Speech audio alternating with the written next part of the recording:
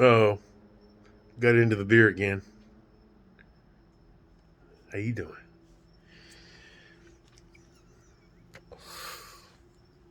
I feel good about 2022.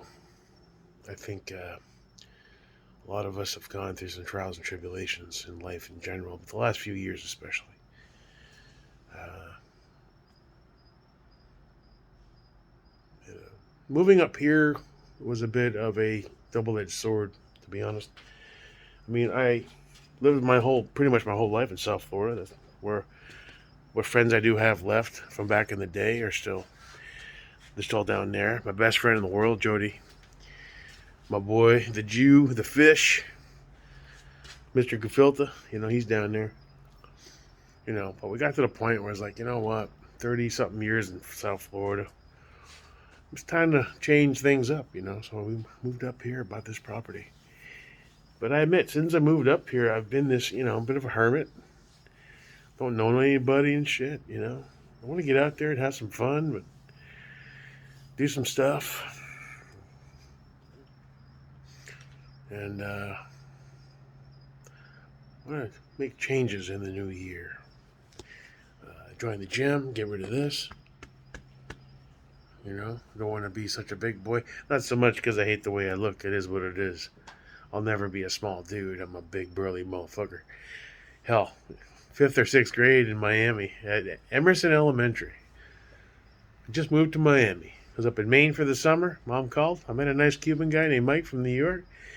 We're moving in with him. I fly back. All of a sudden, I'm living in Miami. And Mom signed me up for judo. And I was a hefty little kid. Wasn't gigantic fat, but I was hefty. I used to go shopping in the husky section, you know what I mean? Hated that shit. Now the regular kids are walking by, and your mom's like, "Over here, I found one your size." You're like, "God, dude, fucking hate this shit. I don't want." And so they gave me an extra large gi, or whatever the size that fit me. Big white gi for judo. And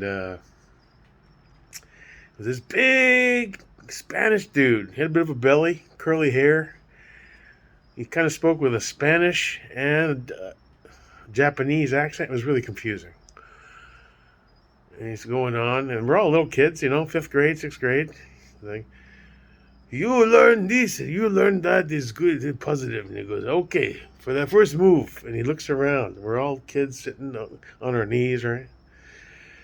And he scans the room, and he looks right at me. He says, you. I'm like, what, me? Heavy duty. Come. I take heavy duty. Heavy duty. That was my name, Heavy Duty. Then he threw me in the air, flipped me a few times. I was like, this is fun. Awesome. Yeah, I feel good about life. Uh, Tossed me around and shit, grabbing me above the gi. And yeah, and that started my adventure. I don't know where I was going with this. Oh, getting in shape and feeling better about who you are inside and out is, it's about health mostly. We'll lose the weight to avoid a heart attack or a stroke. You know, uh, I'm not under some illusion that I'm going to magically end up dating a Victoria's Secret model. You know, most of the chicks I meet, I'm surprised the ones that have teeth smile at me. Is what it is. I know what you know, look at me. But on the flip side of that, I focus on 2022. I want to do good things. I want to make some changes for the better. It's easy to talk it up and not back it up. But I think I'm probably ready to back it up from the training and the going to the range and getting some classes to changing everything health wise and being healthier. Maybe get rid of this bullshit that's killing me. Uh, you know, I'm gonna start going out and adventuring more. You know, life tosses you some curveballs. Especially as you get older. And when things don't quite work out the way you thought, it's easy to fall into that funk. You guys in your 20s and early 30s that think you got the world on the end of a string, yeah. Well, I mean, some of you might do well. Then things start happening. People start dying, family, friends. You get divorced. The girl you thought you were going to marry cheats on you. You find out about it and you drive over to the apartment because you know she's not at her fucking parents' house in Miami, telling you, I love you, baby. And you drive straight over there and there's a dude's car parked in her guest spot and you bang on the door and all of a sudden 8 cop cars come pulling up saying you got to leave. Well, that was rather specific, wasn't it? Yeah, that should have happened to me. Like, I think I caught my girl cheating on me. And the guy looked at me, the cop, he was really cool guy. He's like, man, you could tell, he's like, dude, I feel you, but you gotta go.